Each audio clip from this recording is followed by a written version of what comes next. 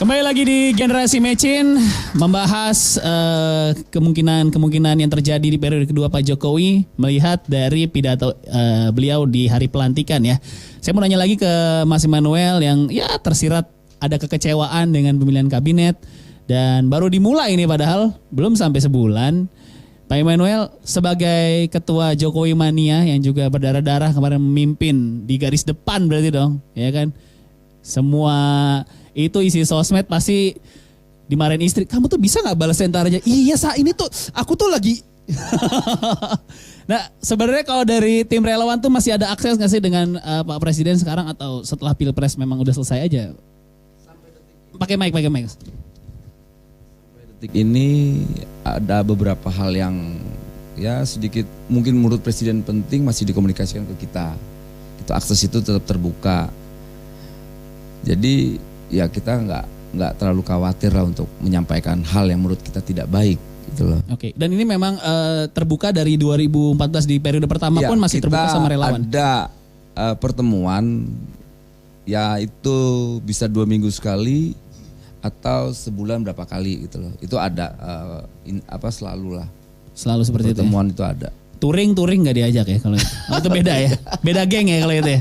Oh kirain satu geng sama Pak Jokowi relawan diajak touring. Oke. Nah tapi apa yang masih bikin kita harus percaya sama pemerintahan Pak Jokowi sekarang di luar tadi rekonsiliasi partai? Mungkin garis besarnya sebenarnya untuk menenangkan masyarakat aja setelah kemarin banyak terpecah. Ya udahlah disatuin. Kurang lebih kan komunikasi politiknya sebenarnya kan kesana kan sebenarnya kan. Betul. Meskipun tidak bisa menyenangkan banyak orang gitu.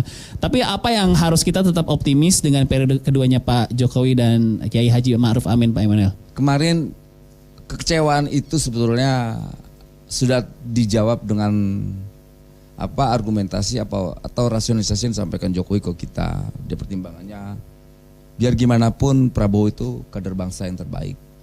Beliau juga punya hak untuk memajukan bangsa ini. Kedua, jangan juga kita terjebak dengan persoalan-persoalan baper-baper yang nggak karuan itu katanya. Ini bahaya. Bangsa ini harus maju. Nah, dasar itulah akhirnya kita bangsa ini nggak bisa juga larut dengan berkelayan yang nggak produktif kayak kemarin itulah. Caci maki di media sosial sampai seperti apa. Ya persoalan itu kan mengenanya itu bukan di lapangannya sampai di dalam lini keluarga tuh. Ya. Yang ibunya cebong, yang suaminya kampret, yang bapaknya kampret, anaknya cebong, kayak begitu gitulah. Ya. Yang ini kan ya di sisi lain ada makna yang luar biasa, artinya demokrasi kita itu sudah sampai di dalam keluarga. Tapi ada hal juga yang elit pertontonkan, pragmatisme politik itu berbahaya sekali buat demokrasi ke depan. Itu yang kita khawatirkan. Karena gini, Amerika saja yang proses demokrasinya begitu lama tetap aja kita lihat sampai sekarang buruk. Apalagi Indonesia ini yang baru ya. Ini yang kita khawatirkan. Artinya gini, elit juga harus mendidik rakyat ini dengan cara yang terhormat. Gitu loh. Bukan kita tidak menghormati rekonsiliasi. Rekonsiliasi tanpa harus di dalam pemerintah juga tetap bagus kok. Tetap hal yang mulia. Yang kita khawatirkan untuk apalagi ada pemilu kalau seandainya kejadian seperti ini. Itu loh. Sampai ada berapa banyak korban ya kan? Ya. Sampai kita harus udah nggak pakai nalar tuh perkelahian kemarin tuh. Menurut saya baru ngerasain namanya pemilu yang tidak menyenangkan. Ya pemilu kali ini.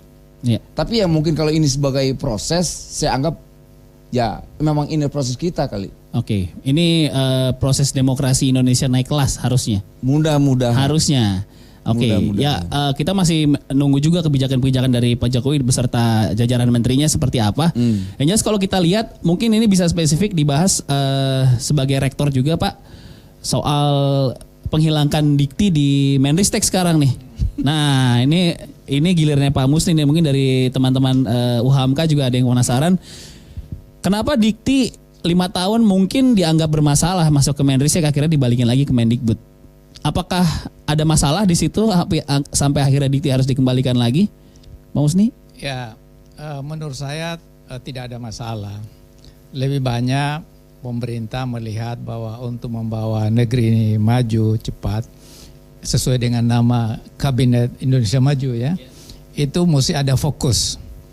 Kan agak lucu juga ini ya, Kementerian Pendidikan dan Kebudayaan, tapi ada pendidikan terpisah dengan kementeriannya, masuk di Ristek itu sendiri. Jadi lebih baik dengan ya pendidikan ada pendidikan dari SD sampai di perguruan tinggi. Itu saya kira lebih memudahkan dalam pengurusan segala hal. Tapi selain itu kan ada masalah riset itu yang harus menjadi perhatian bangsa ini.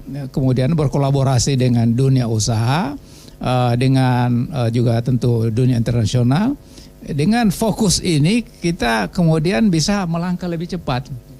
Karena yang kita tahu ini kan kalau dalam dunia pendidikan itu kan tentu proses pembelajaran di sini. Kemudian ada memang pengabdian, ada riset di situ, penelitian. Tetapi ini mesti kita pisahkan dan menurut saya memang harus fokus. Jadi mungkin itu barangkali hanya ingin fokus supaya ada hasil yang nyata untuk membawa kita lebih baik dan lebih maju gitu. Jadi ini masalah fokus aja ya yang tadinya mungkin di beda kementerian. Itu gambaran saya. Kalau ada masalah-masalah yang memang teknis di dalam pelaksanaan di lapangan, wajar saja karena Kementerian Ristek Dikti ini kan baru. Iya baru sekali, baru. Dia harus membangun satu institusi baru, mengadakan semua orangnya dan lain sebagainya.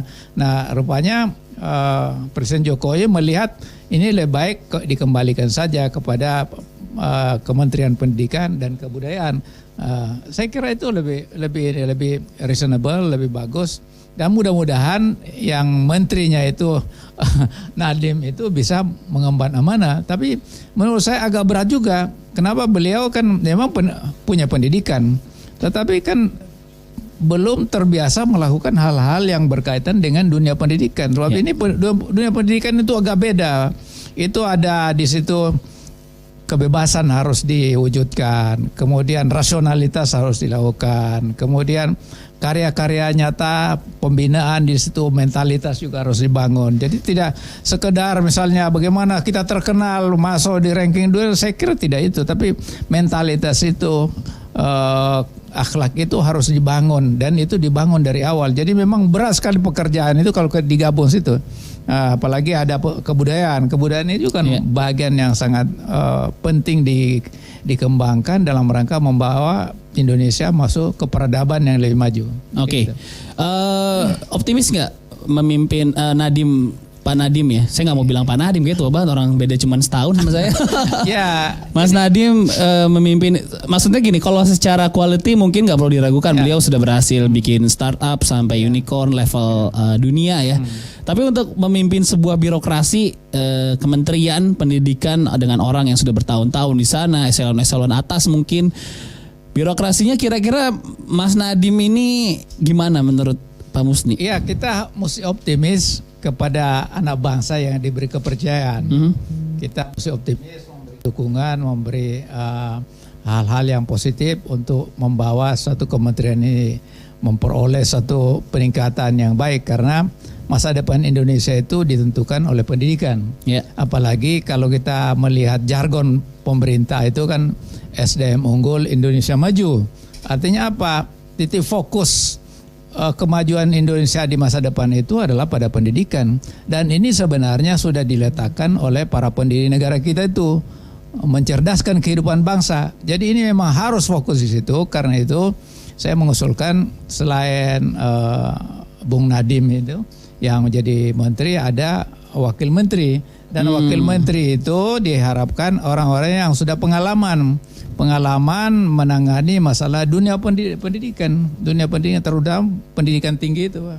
Ya, pendidikan tinggi. Dengan demikian beliau bisa fokus bagaimana mengembangkan teknologi itu dalam rangka membawa bangsa Indonesia, khususnya anak-anak muda, untuk masuk ke dunia global. Tapi pada saat yang sama masalah-masalah yang berkaitan dengan manajemen pendidikan itu perlu dikelola orang-orang yang sudah pengalaman di situ. Oke. Itu barangkali. Seperti itu ya kurang lebih. Kalau ada nama di kepala saya langsung muncul wakil menteri Kak Seto kayak tadi. Oke, tapi mungkin tadi sedikit menggarisbawahi sebenarnya ekspektasi di depan Pak Musni seperti ini masalah ekspektasi aja berarti ya Pak ya. Mungkin kurang lebihnya kalau teman-teman mahasiswa sama kayak lu punya gebetan terus lu pacarin tengah-tengah ternyata orangnya nyebelin. Nah itu Lu kira dia satu-satunya dan terakhir, ternyata bukan. Kurang lebih kayak gitu jawabannya dari Pak Musni ya. Siap, kita balik lagi di Generasi Mecin abis yang satu ini, jadi jangan kemana-mana.